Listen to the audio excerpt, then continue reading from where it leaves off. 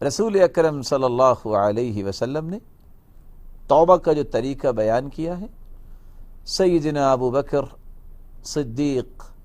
رضی اللہ تعالی عنہ کو جو بات سمجھائی کہ توبہ کوئی کرنا چاہتا ہے تو کیا کرے، اچھا سا وضو کرے، وضو کرنے کے بعد 2 رکعتیں پڑھے، 2 رکعتیں پڑھنے کے بعد اپنے رب کے سامنے ہاتھ اٹھا دے۔ اور جب انسان اپنے رب کے سامنے ہاتھ اٹھا لیتا ہے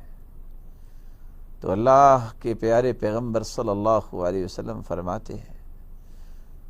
صحیح الجامع کی روایت ہے، ان ربکم حیی کریم یستحیی من عبده اذا رفع یدیہ الیہ ان یردہما صفرا خائبتین۔ بندہ مومن جب ہاتھ اٹھاتا ہے، گناہ بندے نے کیا ہوتا ہے،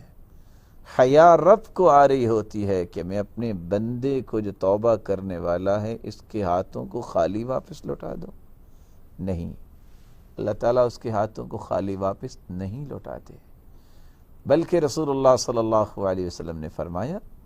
اس وقت اللہ رب العزت فرماتے ہیں، علم عبدی ان لہ ربا یغفر الذنوب، میرے بندے کو پہچان ہو گئی ہے کہ اس کا کوئی رب ہے جو اسے معاف کرنے والا ہے۔ عبدی عبدی اعمل ما شئت فقد غفر لک۔ پھر اللہ رب العزت اپنے بندے سے مخاطب ہوتے ہیں،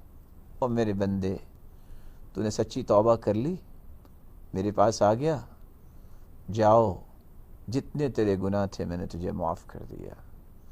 لیکن اس توبہ کو قبول کروانے کے لیے اس طریقے کے ساتھ ساتھ اخلاص کا ہونا اور اسی طرح گناہ کو چھوڑنا، اعتراف کرنا،